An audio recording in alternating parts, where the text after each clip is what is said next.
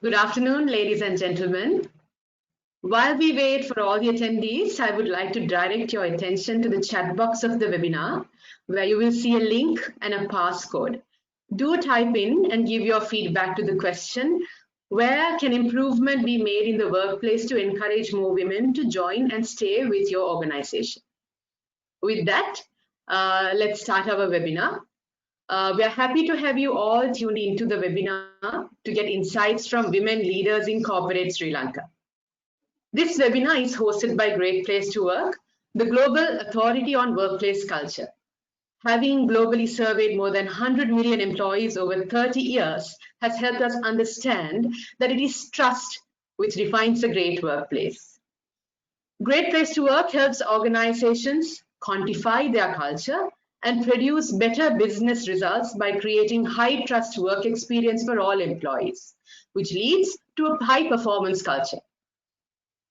This webinar is in commemoration of the list of best workplaces for women in 2020. The list of best workplaces for women recognizes organizations who embrace gender diversity and acknowledge the role of women in the workplace. Now, let's look at some insights from last year's list of best workplaces for women.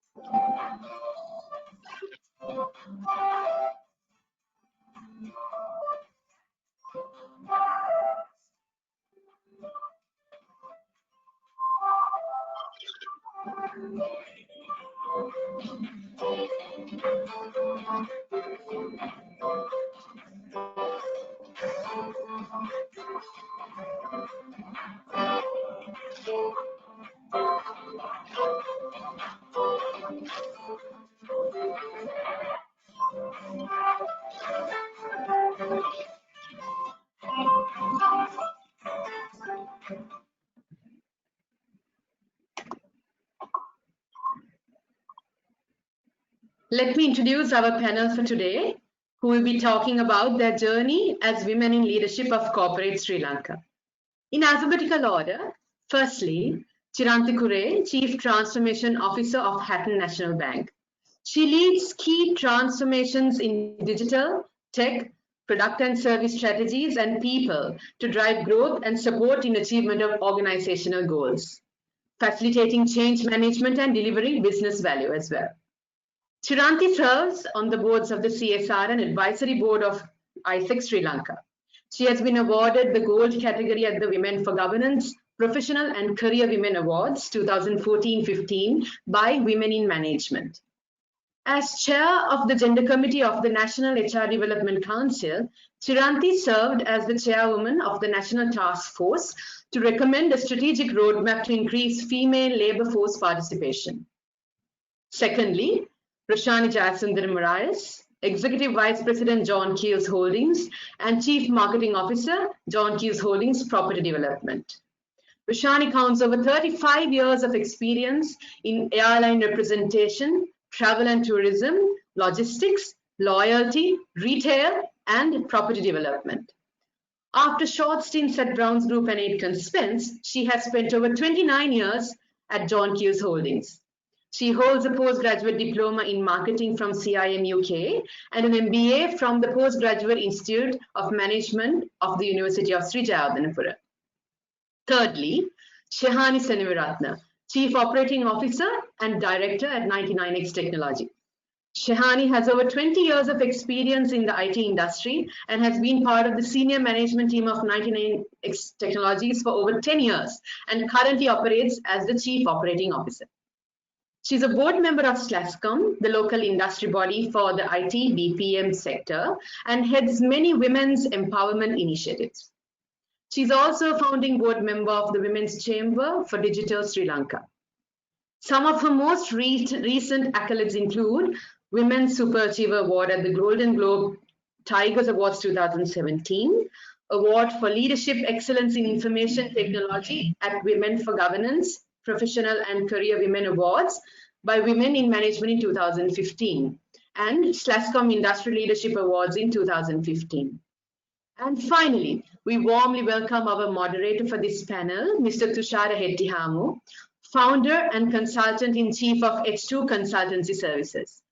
Tushara initiated and launched the virtual HR resource concept, having worked widely in the sector with multiple organizations, including Sunshine Holdings, Health Guard Pharmacies, Watavara Plantations, the Center for Excellence in Robotics Applications, David Pierce Group,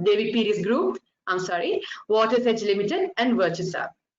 He is skilled in consultative leadership, relationship building, purposeful communication, and employee engagement.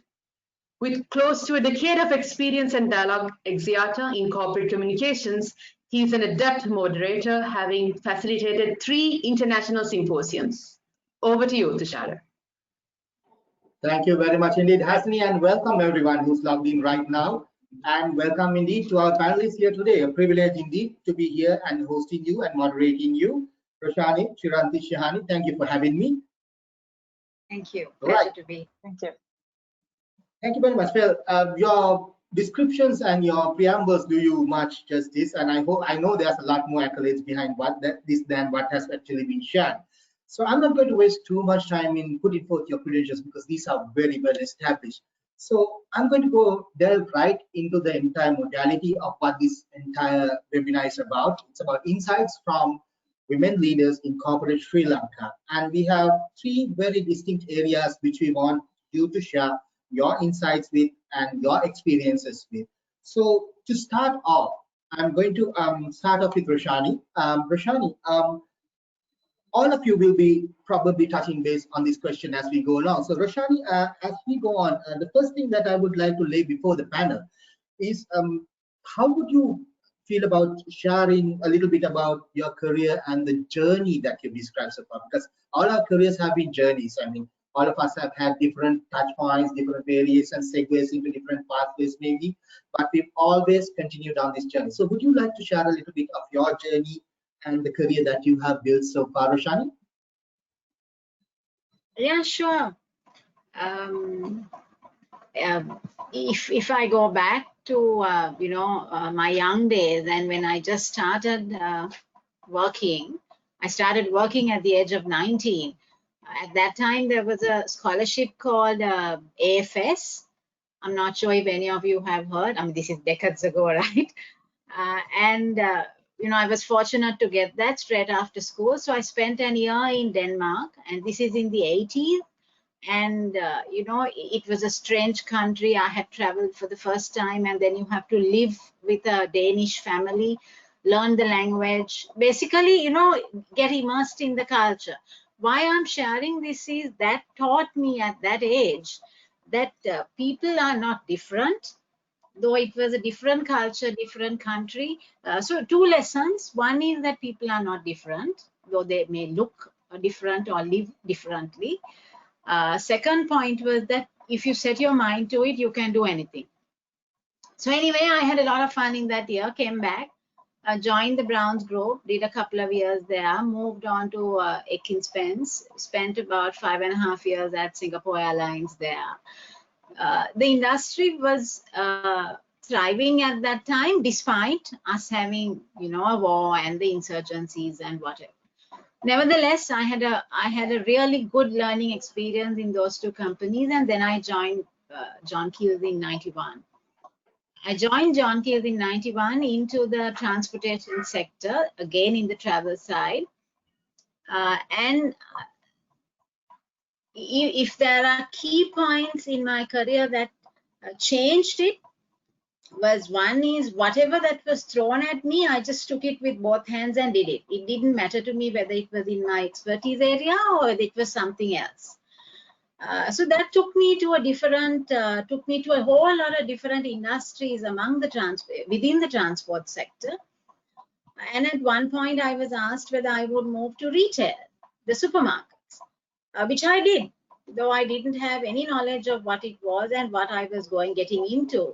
But I had the best 9 years there, best 9 years of learning as well as working, because coming from travel, this was a completely different experience. And I believe in some small way that I was able to make some difference there. And then I moved to property development. So the point is that whatever that got thrown at me, I just took it, good, bad, or ugly, and took it as an opportunity. And made it a learning experience and tried to establish myself in wherever that was. So I've had a fun journey, if I can put it that way. Interesting. So it's been a fun journey, and one of the key things was that people are no different. That's probably one of the biggest outtakes you had from your career progression. But segueing off that into a little bit of a variation on the same question. So having had this career that has spanned across virtually the couple of decades, as it were, how have the organizations that you have been working with supported you in becoming the person that you are today in this journey of yours? I think quite a bit. Knowingly or unknowingly, the organization has helped me to become what I am today. In the early days, most of the time you're the only woman in a forum. And it was good as well as tough. It was good because you feel good that you got appreciated, you got recognized. It was tough because you couldn't sometimes get your opinion through, you couldn't get your view through.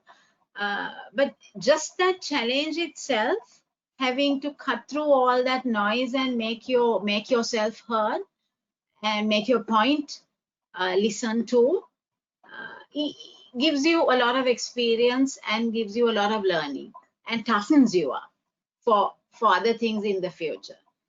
So I think I've built a lot of toughness and grit along the way.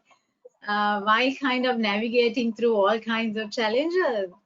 But they were all good challenges, though it seemed like a unsurmountable thing at that moment. Later on, when you look back, like in anything in life, right? They were all very good learning experiences. And I think if you take a company like John Keells, where else would you get to work in transportation, retail, and property development in the same organization? You know, you won't get that kind of opportunity, right? And you won't get that kind of learning experience. And obviously then, you know, needless to say that the organization has helped me immensely to be what I am today. Just by providing the environment, just by letting us do what we can do, trying our hand at various projects, making mistakes along the way. Yeah, I think that's how they've helped. Okay, that's great. So if I were to just push the same question back at you, Chiranti, would you like to give us a brief synopsis of your career so far?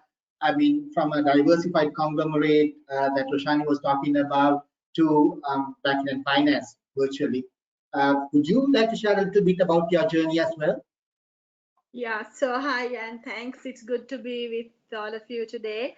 Thanks for the opportunity to share some insights. 20 years of HR behind me, and that covers insurance, all bank, 10 years in the bank, also non-banking financial services, and diversified conglomerates, and including shipping, logistics, and hotels, all that, and 1 year of a consulting stint in media. So basically, a lot of experiences, but I too joined as a young intern. First of all, I interned with a lawyer, and then I realized, okay, this is not getting me anywhere. I need to join a company. So I joined as a very low level, like a clerical kind of person, and worked my way up. And did my HR related programs, and then, you know, kept stepping up step by step. So having done this, I think the journey is cemented with discipline, commitment, and a very rigorous work ethic. I think those are the anchors of my journey. But some of the experiences I have gained working with people is what really makes it a fascinating one, because I threw out in different industries, I got to work with people. And, you know, so when I moved from insurance to predominant, like I was at Citi Eagle Insurance, and we went through Zurich Financial Services and Aviva, and then I went into McLaren's group to set up the entire group HR, which was another whole lot of smaller companies. I went into the holding company. That's where I got exposure into shipping and logistics, very male dominated world. And, you know, I would, just to prove a point, I was very young, so it was a double, you know, pressure on me. I would go to port, I would jump on tugboats, I would try to, you know, mingle with all the blue collar workforce, also in third party logistics. But when really matters related to it, HR came my way. Being fair by the people and standing for the people, as well as carrying the mandate of the organization, helped me in the journey. I remember we lost some third-party logistics contracts, and then at that point, we had about 400 people in our hands, and, you know, they didn't have a job to do the next day. So what happened was, we did immediate reskilling programs in IT, English training, redeployment. We spoke to other agencies, got them redeployed, and found alternative employment for them. And some of those guys whom we trained in English went into GSE Logistics in Jebel Ali and all, and wrote to me emails in English. These were people who suddenly became redundant due to a loss of contract. And those, when I look back, make me really happy. I have similar experiences in the bank, as well as when I did some consultancy work for media. So let me say, as I said, discipline, commitment, and a strong work ethic have been kind of cementing my journey along the way. Great, Chiranti, and just going into the second part of that question with you as well. You mentioned a little bit about, Chiranti, are you there? I think we may have lost you at some point. Got off, so I took off the camera. Now I'm back. No worries, no worries. So just going back into the second question, part of that question, you've also had a very diverse experience. Although I said banking and financial services, you had different experience with the McLaren Group and with the home shipping and logistics part of it as well. How have each of these organizations helped you? And just kind of moving on from that, how has been the experience of working with those different organizations, and what has been the level of support and inspiration that they have given you in becoming the leader that you are today? So actually, I'd like to share some experiences about the bosses I had to work with. So, you know, I had a general manager, HR, who would always challenge me. She, you know, when I tried to be totally egalitarian and go easy on the team, and sometimes, you know, I was young, obviously, so I didn't know how to play on certain decisions. You know, so she let me carry out the decision and then have a chat with me in the evening.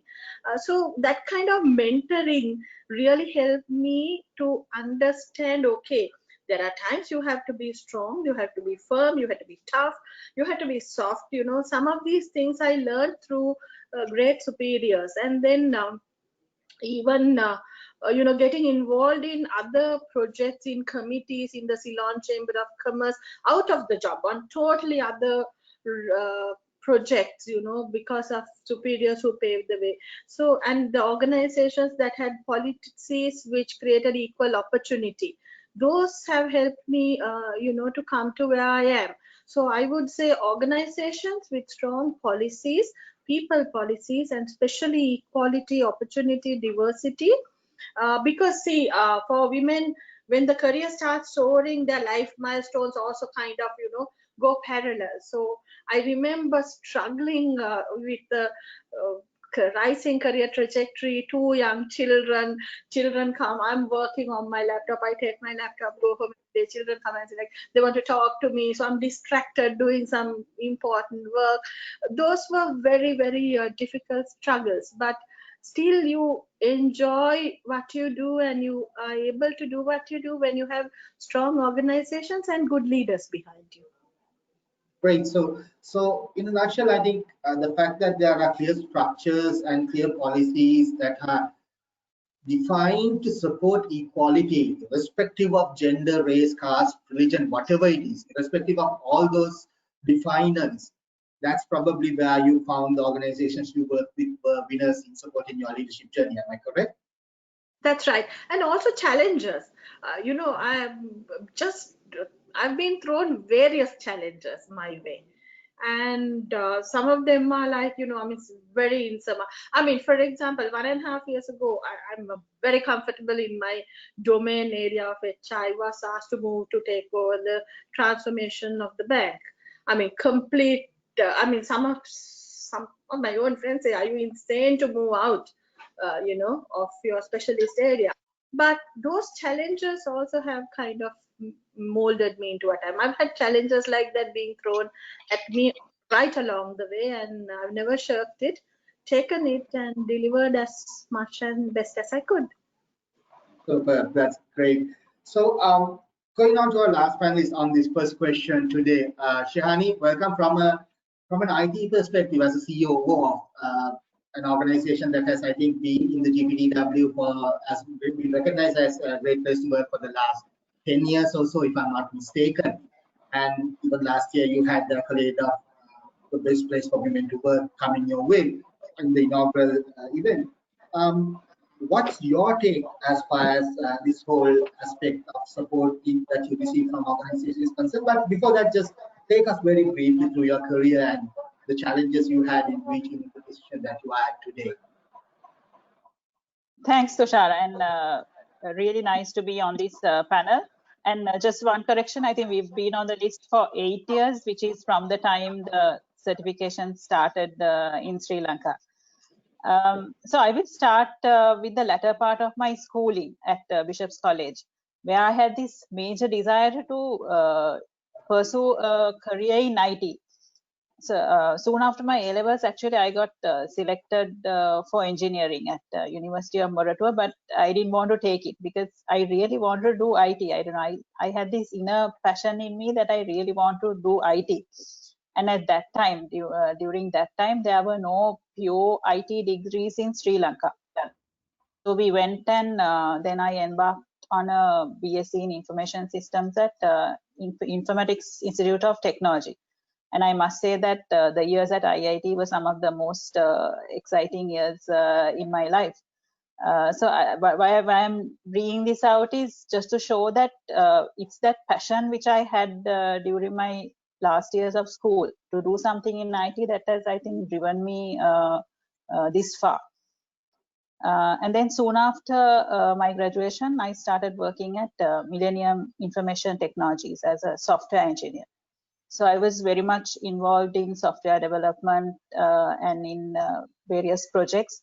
And one of them was the customer care and billing system for Dialog. And I was there at MIT for 7 years. And I joined 99X, then known as Eurocenter DDC, hardly known company, in 2003. So I will never forget the first day because it was the first birthday of my second daughter. But this move from MIT to 99X was a major decision in my life, obviously for which I have no regrets. Because it was a major decision because when MIT shifted to Malabay, earlier they were in Navamawata. So when they shifted to Malabay, my elder daughter was just 1 year old and I was pregnant with the other. So the distance was really difficult to cope with. But then moving from a big company to an unknown company like Eurocenter DDC was a very big decision. And a lot of people used to ask me, why are you taking this decision and things like that. But what I want to emphasize is that at different times in your life, you need to take decisions and balance your priorities. So at different times in life, you need to give priority to different aspects of your life. And now since my children are big, I have more time to spend on my career and contributing to the industry as well. Yeah, so that's a brief description of my journey. So I'm curious, I mean, you spoke about the shift in priorities in life and, you know, how you manage those. Was there at any point that you considered a career break to facilitate these shifting aspects or these shifts in priorities that you spoke about? No, I did not take a career break. So I moved directly from Millennium IT. I moved to 99X and there was no break at all. Yeah, so because that's one of the biggest challenges that most career women sometimes face, because yes, like you rightly said, the priorities do shift, but how do you reconcile that and move forward? So it's interesting that you spoke about your journey in IT and having had some experience with working with IT organizations myself and realizing that there's a lot of attrition that happens in these organizations as well. How supportive were the organizations that you worked with in ensuring that you are the leader that you are today in this journey? Yeah, so I can say that 99X has provided me with all the opportunities to grow over the years. So basically our philosophy is that we provide people with opportunities, but it is up to the individuals to take up their areas of passion and grow. Basically, you can carve a career for yourself.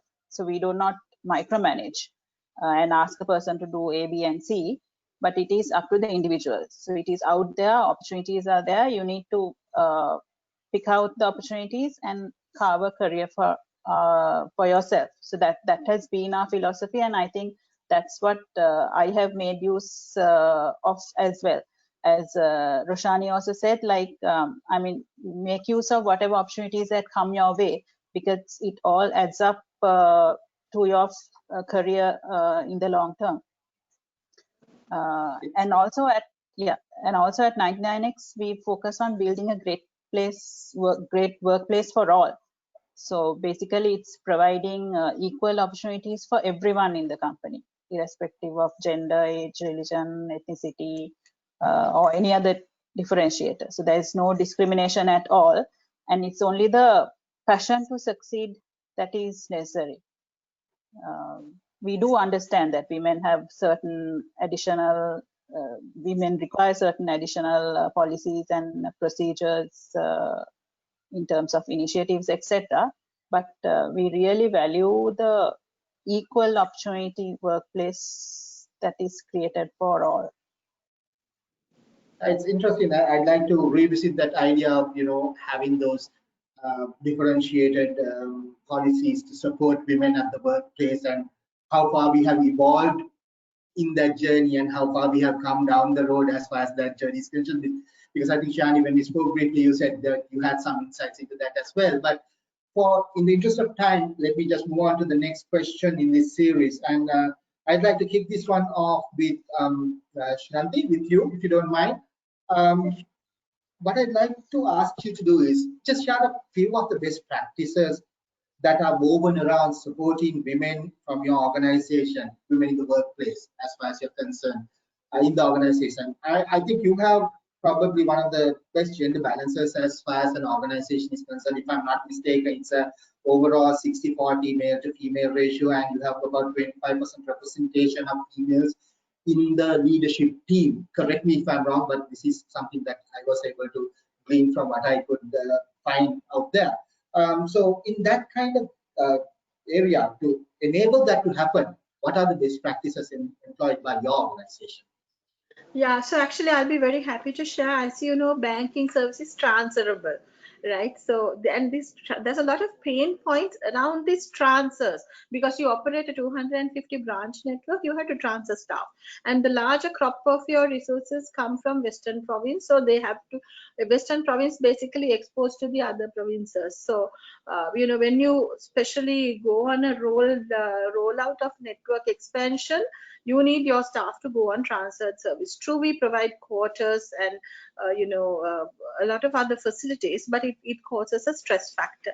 So what I set out to do 10 years ago, especially at HNB, was introduce a family-friendly workplace and related policies. So we were conscious not to transfer women out into travelable zones, so that their daily travel was not 1.5 hours, 2 hours, or they had to go and stay in rented lodgings, right?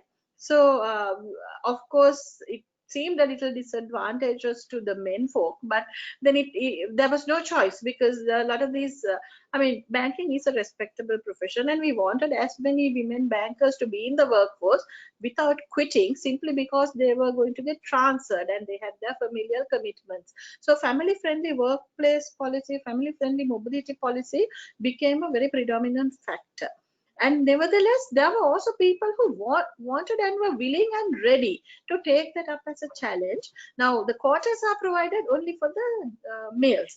So then there was no housing rent allowance or a boarding allowance for the women who were going.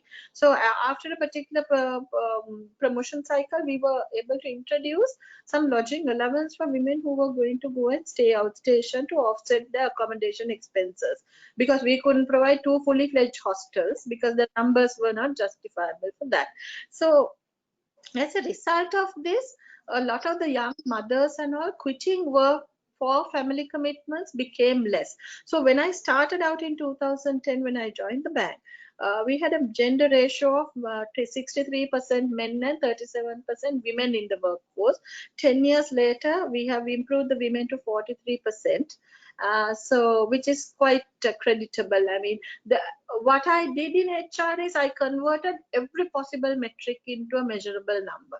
I'm a little fanatical with measurable numerical outcomes, because what gets measured gets done. So today, even virtual to classroom training, from 14% we've come to 80% virtual thanks to COVID now.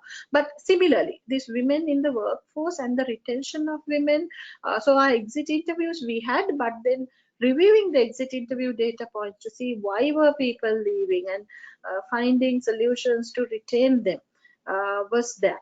Of course, when it came to equality in terms of promotions, parity in pay and all, it was not a question at all.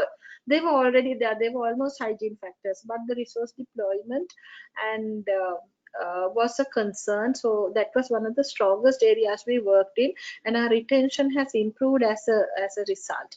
So Also, in the senior management, women were below 20%. I think it was like 17%. Today we have about 24%, which is again creditable. So this is something we've consistently measured and worked on, and we continue to do that. That doesn't mean we give any preferential marks or rating for women candidates in a hiring process, but it's an equal playing field. However, when I take a batch of management trainees, my experience has been typically in a batch of 10, it's 6 or 7 females who come in. So when I get that crop, and these are all like first class honors graduates, my next best thing is to protect them from quitting work, you know, from after marriage or due to family commitments. So we work very hard at that, and our numbers support the story now. I think you have a first childbirth returnee rate of around 99%, if I'm not mistaken, which That's is right. phenomenal. I mean, that means that, you know, most of them come back after they have their first child and they finish their maternity leave, which in itself is quite creditable. So based on that, I'm just going to skip over to Roshani right now, because I know that John Keys also has a wide range and a wide network, especially in the retail sector, when it comes to maybe the supermarkets and stuff like that, where you have the female retention to talk about. And when she spoke about transfers and accommodation, I thought I'd like to touch base with you as well on that side of things. What are the practices that you have seen in your organization that have probably, you know, encouraged women to continue working, if you don't mind? Roshani? Sorry, I was on mute. Yeah, the first thing I think is at John Keys, you pick a person or you promote a person on merit. I think it depends on either gender. If you're good for the job, we don't worry about whether that's a woman or not. She gets the job. So starting from there, we've been conscious. We've had a flexi policy from, I think, from about 10 years ago or more. 6-7 years ago, I think we've had a flexi policy. We're looking at bettering that now. And I think with COVID, the lesson was about, you know, we were able to try the agile working policy. And now we are looking at perhaps a permanent arrangement, you know, an agile arrangement. And there's been some announcements on that policy. So there is quite a bit being done. But if you come to the supermarkets and if you come to the hotels, there is a notion that or there was, let me say, a notion that that's not a place for a woman. Hopefully, just not only us, I think all the hotels put together and all the supermarkets put together, I think we've managed to change that notion. It's mainly because you stay out of home, you have to stay in a boarding and work in a strange place, and you have to and it's the hospitality industry. In the olden days, that wasn't considered a respected job for a woman. You know, through various mentoring and training programs, and also informing families. There was, I think, a big job done in the last so many years by getting the families to get to know where their daughter was coming to work and what their daughter was going to do. And I think with all of that, we've managed to change to some extent. Yes, it's still a problem because, you know, there is night work, there's night traveling, but we provide transport. The supermarket employees get transport going back in the evening after they close up. So there are lots of facilities around this job to make it comfortable for both genders actually, but more so for women, because we want to retain them obviously in the job. And supermarkets have, if you check their numbers, they have at different levels, they have great percentages of women retained. I mean, if you take some of the other policies, we've increased maternity leave much more than the statutory figure. We had paternity, we've increased that recently. We have informal mentoring programs going on. And we are also looking at various other, we're looking at having male champions, women's central leadership training, and trying to push them up the ladder and getting more women on the leadership roles. Quite a bit being worked on, but I think some of the strategies in the previous years worked. Something certainly has been happening. That's great. So I'm going to just quickly move on to Shihani on the last part of this question. Shihani, you and I have both been involved in the talent wars when it comes to attraction of talent from the market. And we all know how much of trouble there is working when it comes to night work and transport, because sometimes we work on our client time. So really the time is tend to be there. So in that kind of atmosphere in an IT industry, in a media kind of industry, what are the practices that 99X and the other organizations that you have worked for have brought into play to make it more conducive to attract women and retain women in the workplace? Yeah, let me talk about the purely merit-based hiring work and appraisal system that we have. So starting from hiring, we give equal recognition to both men and women, and in fact actively try to increase the female ratio entering the company. So the senior management is very much convinced that we need to have a gender balanced workplace, and they have very strong focus on hiring women. So this same vibe flows down to the other levels as well. If we talk about the percentages, we have about 26% females in the company, but in the IT industry, this is about the norm. I think much less than some of the other industries. And when it comes to interviews, just to encourage the females to be more comfortable at interviews, etc. So we try to always have balanced interview panels, always having a female interviewer also on the panel. And then moving on to allocating resources to projects and work, there's absolutely no discrimination. In fact, a lot of our customers are mainly from Scandinavia. So a lot of our customers are asking for gender balanced teams. And also I must say that a lot of the projects which are led by the ladies have very few complaints. So that is also a fact. And then when it comes to appraisals, I think already as it was mentioned, so promotions, increments, etc. are purely performance based. So there's no discrimination at all for men or women in any one of these processes.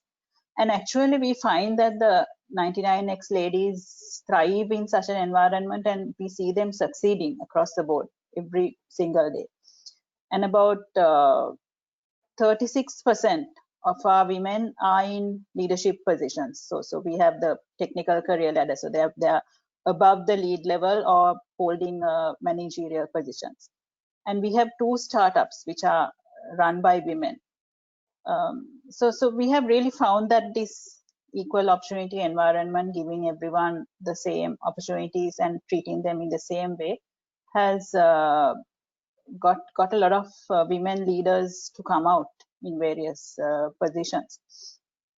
And I think it's quite known that we also provide a environment which has a very good work-life balance. But then again, we try to encourage it for men and women both, because men also should take a part or be responsible for the family responsibilities as well. So if we talk about work-life balance or taking a day off to be with a sick child or something, it applies to the husband or the wife, either of them. So when it comes to work-life balance, it similarly applies to both genders. That's a kind of environment we try to set up. Tushar. No, so it's more of an immersive equality as opposed to equanimity that you're talking about. You're not trying to forcibly level the playing field, but you're actually bringing about an equality that allows everyone to play on the same field. Exactly.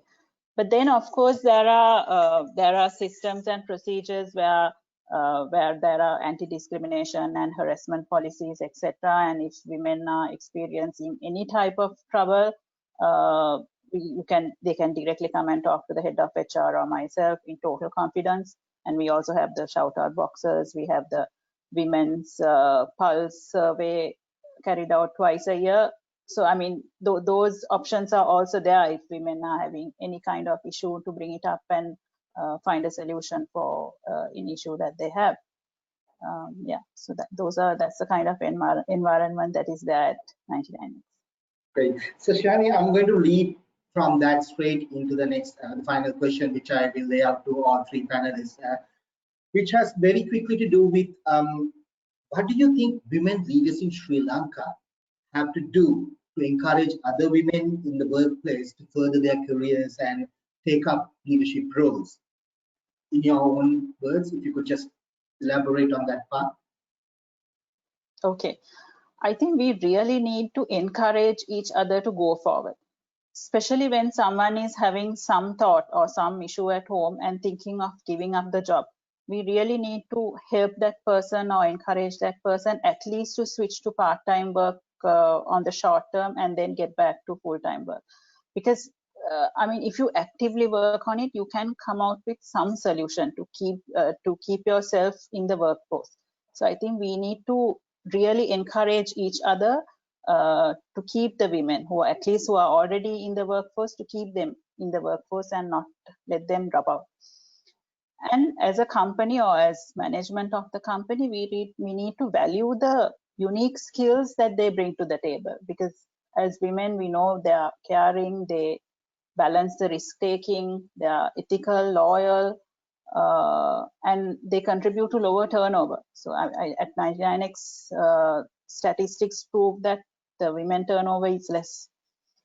So these are some of the positive sides, and we need to value these and commend them on this positive side of women workforce.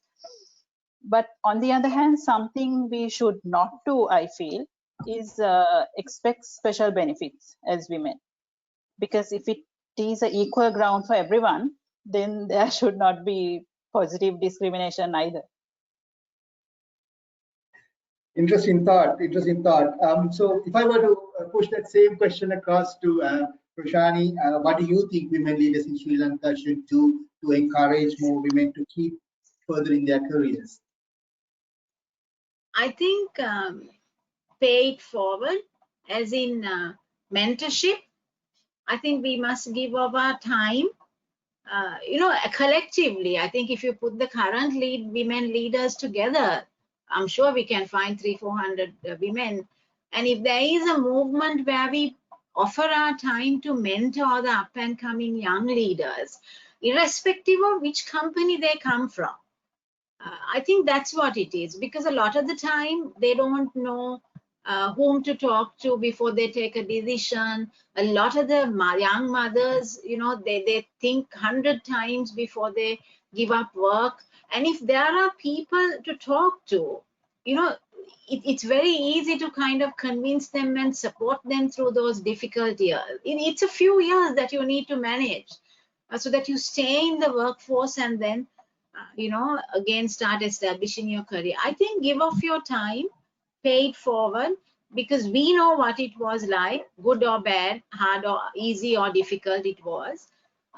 And you have to make sure that it's easy to learn from somebody who has already gone through that path without making them go through the same path. So I think mentorship, largely mentorship. Right. I mean, if the question is what women leaders can do for the young leaders, but I mean, if we are to change the environment, then it's completely different. I think, the unconscious biases and discrimination. Sometimes you don't even know you're discriminating, but because there is something at the back of your mind. So we have to get rid of all of that, but that's a different story. But as women, we can help the others through mentorship.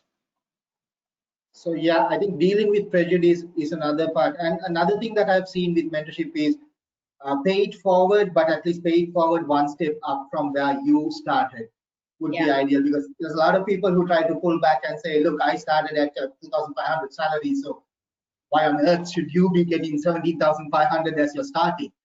That's not really the way to go, in my opinion, but that's something that I kind of talked about for mentorship, you need to push them to get one step up when you pay it forward. So Chiranti, same question to you. What do you think women leaders in Sri Lanka should do to encourage career furtherance for women?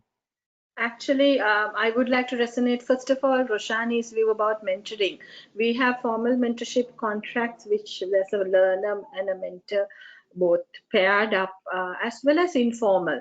Like, just tapping on someone and just asking them to drop in for a 5-minute chat and, sharing something. When you see a behavior which needs a little bit of upliftment or maybe a little bit of a course correction, that kind of informal mentorship has worked well, and I've built a lot of rewarding relationships with up and coming younger women professionals as a result of that. So both formal and informal mentorship, and being out there as a role model all the time, challenging the status quo, not backing down so that they can count on you, and being accessible.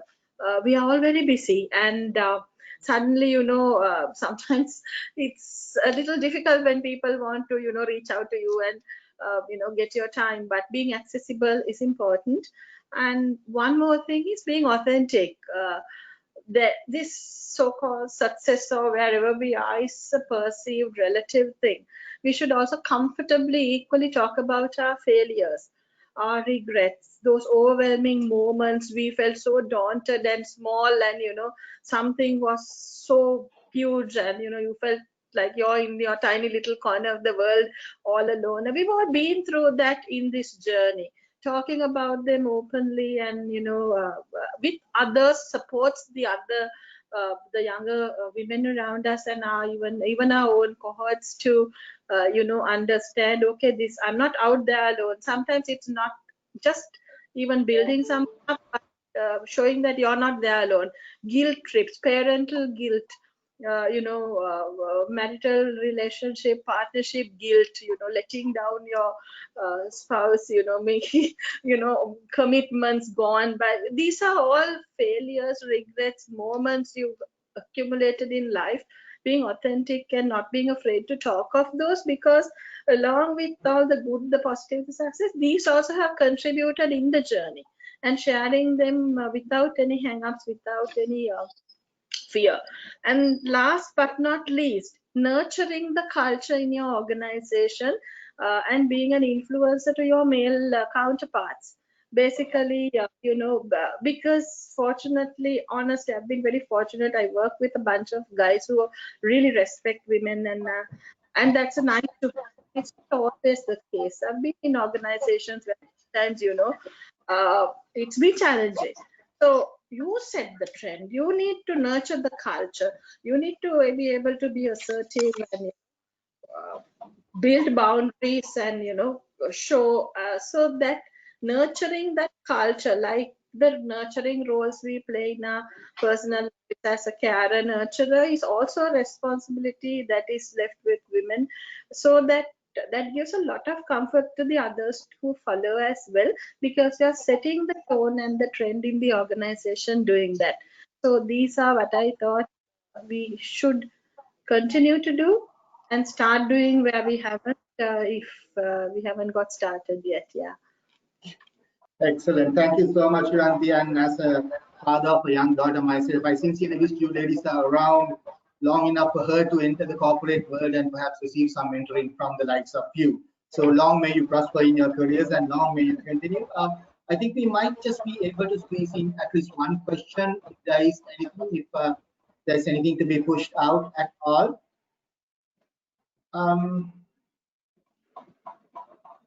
Okay, so maybe what we could do is very quickly, I'll take up a question with you. Okay, so you have different titles, operational titles, from CTO to CMO to EVP to COO. That's a lot of TLAs, 3-letter acronyms. So outside of that, disciplines-wise, from marketing to business into HR transformation, personality to an out-and-out person with an IT passion. In those industries, what are the differentiators that you have seen? from your sides as far as finding women coming into the industries? So very quickly, starting off with Shahani and going through Shahani and Imichu Ranvi. Okay, I'll talk about the real estate side more than a function. If you take our sector, the real estate side, even though people think that there isn't women in that industry, there are. You know, you get so many architects, so many engineers. They may not be very visible, but they are big contributors in the industry. So if you really look at gender balance, I think that I haven't checked numbers, but I think there is enough balance there, because you see a lot of very smart, very talented female architects working in the industry, quantity surveyors, engineers, site engineers. We ourselves have a lot of female site engineers, very smart, very tough. They do their job very well on the site. Where we don't have, maybe at construction level, at site level, at the lower level. And that's an opportunity we can, of course, train and enhance. But I think if you take the property development side and the architecture, the quantity surveying, the engineering, all of that, I think is fairly well represented. Okay, great. So we do have one more question raised. So I'm going to just stop on that question and move the next question across to the two ladies that we have. The question is from Anusha Samarasinghe. As female leaders, what have been the most significant barriers that you have faced in your career? So Shahani and Sriyanti, if you want to take half an hour on that. As female leaders, what have been the most significant barriers that you have faced in your career? Shahani? Yeah, I think when it comes to the career, the biggest problem is sometimes managing your work and home responsibilities, because I know like my husband, he does a lot. He helps in a lot of the house children's affairs and all that.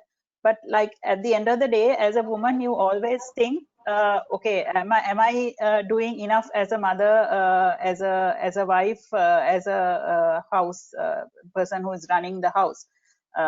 So always this balancing the time between work and home affairs is always a concern or a challenge, I think, for women. And I think this comes common to most women, because in the office, I mean, we have such a conducive environment.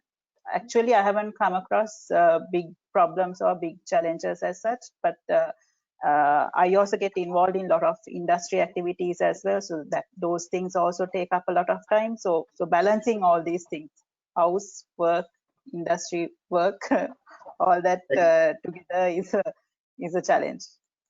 Great. So we have two more questions. So I'm going to very quickly run through. Srinatha, I'm going to fire this one to you. I think we touched on this briefly, but in your words, what is some of the advice that you share with young women entering a male-dominated profession? Don't try to be a man. You don't have to try to be a man to fit in, but try to retain your identity. I mean, that's a challenge I faced. Of course, balancing work, family was a challenge for me as well. But another thing is trying to retain my spirit, my indomitable spirit, my identity, my style was a challenge for me. So for all those entering any field for that matter, try to retain yourself. Don't compromise too much. So I always tell my new recruits, integrate but don't conform. Integrate with the culture, with the values of the organization, but don't conform. And that's like a mantra of mine. So integrate well into the organization, into the industry, but don't conform. Don't be a conformist. You don't have to be a graduate. Of course, as time goes by and when you reach kind of our station in life, you kind of are seen as one of the boys in a very nice, very welcoming way and not in a condescending way, which is also fun. But those come with maturity, with experience, with seniority. But, until then, you just have to be yourself. So you'll be called hot-headed if you're in your 20s. When you're in your 30s, something like, oh, she's very opinionated, and 40s also brings some nice words, descriptions like that, but that's fun. It's part of the fun, Don't compromise on your spirit, your identity. Integrate, but don't conform. That's my Right. There's a saying about non-conformists that says non-conformists are all alike as well. But in their own different ways. So great advice there, Shriranti. So the last question is a bit of a philosophical one. So I'm going to come full circle and end with Roshani on this one. And given your attitude of carpe diem or seize the moment that was echoed by the other panelists as well, the question is, have you ever felt that I'm good enough when you get an opportunity?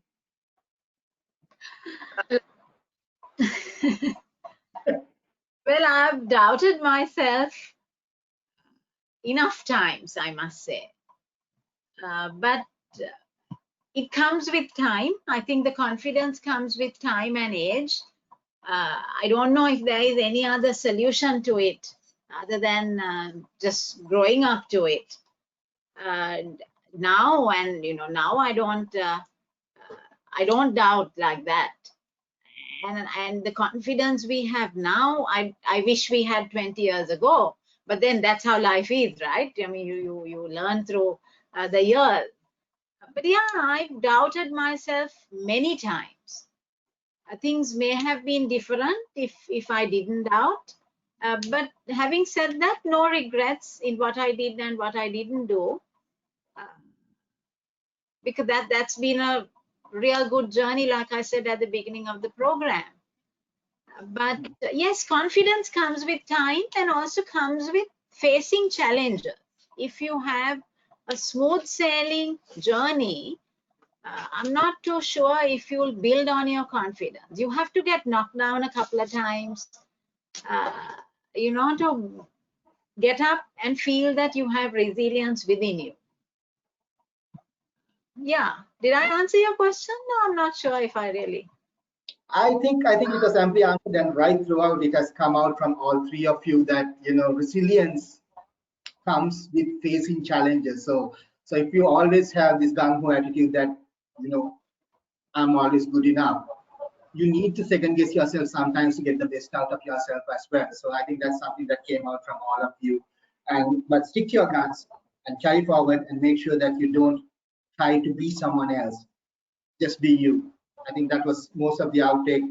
I wish we could carry this conversation forward much more, and I'm sure there will be much more interesting questions coming through. But in the interest of time, we do have to sign off because we've reached the end of our tether and the time slot that we have. So Shriranti, Shehani, and Roshani, thank you very much. It was my privilege to be your moderator today. Thank you so much for the insights that you have shared, and hopefully it will be a learning curve for some of the ladies and people who actually joined us on this webinar. And over to you, Hasini, if you're with us. You can take over. Right, thank you very much, Tushara. We had, I think, a very insightful webinar today. So thank you very much to the panelists and also the wonderful moderation by Tushara as well. Before we move on to closing the webinar, we'd like to share with you 4 interesting initiatives by Great Place to Work in Sri Lanka. We will be publishing the list of 10 best workplaces for women for the year 2020 in partnership with the Women in Management this November. Sign up in September if you would wish to participate in this program and you haven't done so already. We are definitely ready to help you on your journey to creating a great workplace, not only for women, but for all. We'll also be starting the new normal with our CXO forum on thriving in chaos, culture factor, which is happening on October 9th and is geared to bring people together to learn from great workplaces. We hope to see you all there. And leading up to these events, we will be hosting 2 social media campaigns and we would love for you to join in. The first is We Love Our Workplace video contest, which will be run on Facebook. Any organization can submit a 2-minute video on why employees love to work there. The shortlisted videos will be voted on at our conference as well. So an audience on Facebook as well as an audience of about 250 at our conference. We also have a new campaign called Iconic Her, an Instagram campaign where inspiring women can share their stories and their organizations that supported them can be recognized as well. Winners will receive free seating at our conference. And actually, organizations that are recognized from both the We Love Our Workplace video contest and Iconic Her have the opportunity to get discounted assessments by Great Place to Work, 100,000 rupees off.